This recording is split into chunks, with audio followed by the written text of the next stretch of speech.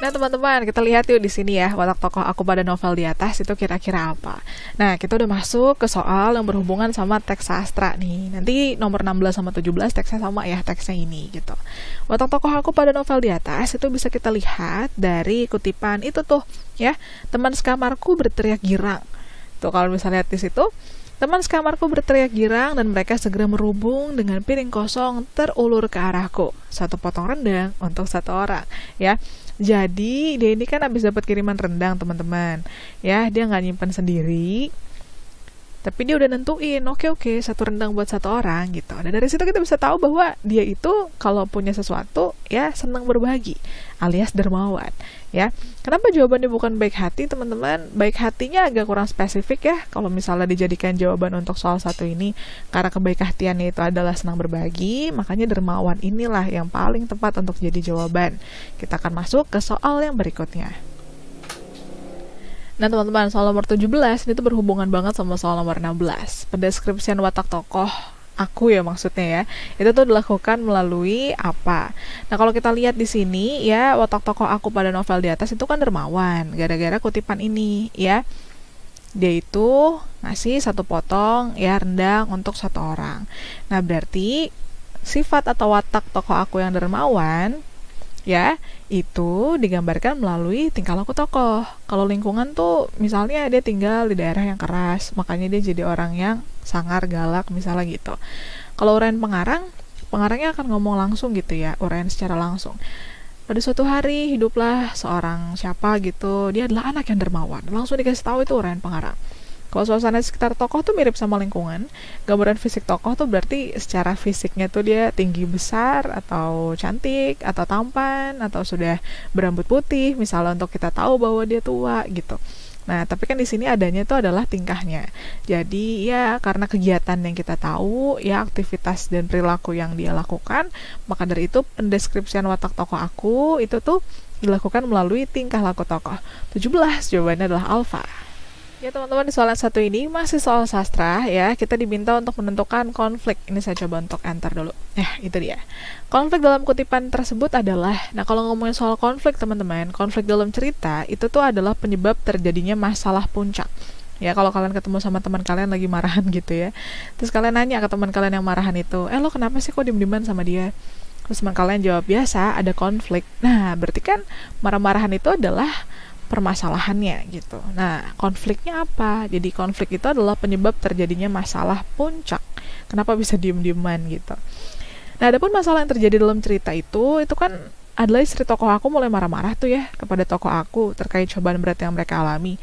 Nah, sang istri tuh menuntut tokoh aku agar segera menemukan jalan keluar. Nah, masalah ini terjadi karena sebuah konflik.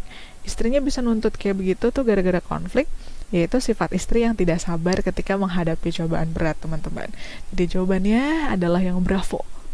Ya teman-teman, soal nomor 19 ini sebetulnya masih berkaitan ya sama soal nomor 18 tadi. Kalau di soal nomor 18 itu kan kita bisa lihat ya, konflik dalam kutipan itu adanya tokoh istri yang di sini digambarkan tidak sabar gitu.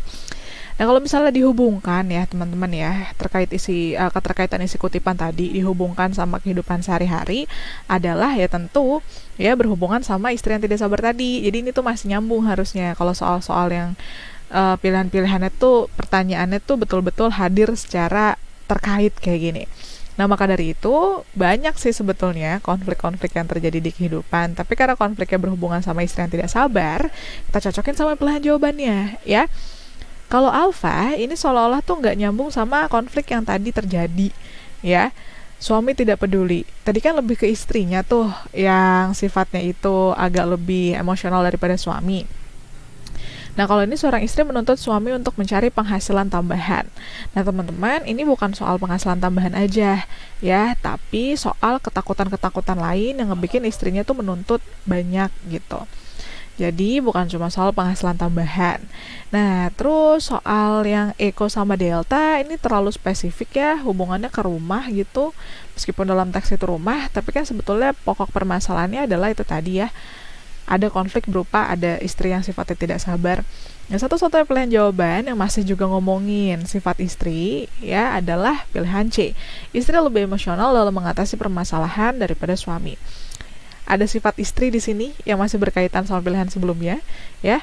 Ada suaminya, lalu ada dalam mengatasi permasalahan. Ini bisa jadi lebih umum, jadi terkait kehidupan sehari-harinya itu adalah dia nggak terlalu spesifik banget sama teks sih, ya, dalam artian untuk benerin rumah, apalagi rumah udah mau rubuh, itu sih teks banget. Kita kan harus menghubungkan ke kehidupan sehari-hari, berarti harus ada poin yang lebih umum sifatnya. Nah, yang lebih umum di sini adalah mengatasi permasalahannya, ya, berhubungan sama keseharian, karena pasti banyak masalah juga dalam hidup ini. Nah, terus yang berhubungan sama teks itu adalah soal istri sama suaminya, ya. 19 jawabannya adalah Charlie. Kita akan masuk ke soal yang berikutnya. Ya teman-teman, di soal yang satu ini ada 2 teks nih ya, tapi tenang aja, masing-masing teks itu sebenarnya lebih ke paragraf sih ya. Paragrafnya itu cuma 1 soalnya. Nah, terus nanti berhubungan sama soal nomor 20 dan 21. Kita akan masuk ke soal nomor 20-nya dulu.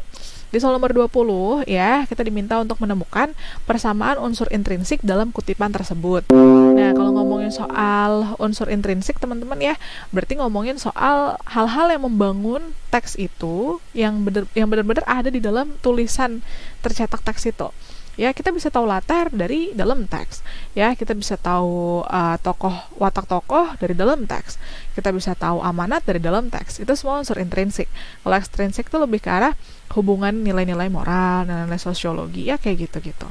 Nah, persamaan unsur intrinsiknya nih, kalau kalian baca teks 1 secara cepat, sama teks 2 juga, ya saya yakin kalian bisa memahaminya dengan baik. Kalau kita lihat tuh teks 1 ya, itu tuh tergambar suasana yang gak menyamankan. Soalnya tuh ada kampung yang ditempa panas terik matahari ya, dan terdampak kegiatan penebangan hutan. Jadi situasinya tuh benar-benar gak nyamanin gitu. Nah, adapun di teks 2 tergambar suasana yang betul-betul mengagetkan akibat datangnya berita tentang seseorang yang terbawa arus sungai. Kedua cerita dibangun dengan latar suasana yang sama-sama bukan hal yang menyenangkan.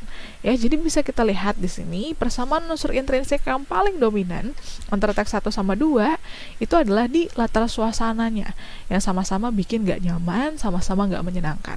Ya, jadi bukan soal bertema lingkungan hidup, karena teks 2 temanya bukan lingkungan hidup. Lalu sudut pandang orang pertama itu juga bukan ya teman-teman. Berlatar tempat di sebuah kampung, kita nggak tahu teks 2 latarnya di kampung atau enggak. Terus sama watak tokoh utama penakut, kita nggak nemuin itu. Ya, 20 jawabannya adalah Bravo. Habis ini kita akan masuk ke soal nomor 21.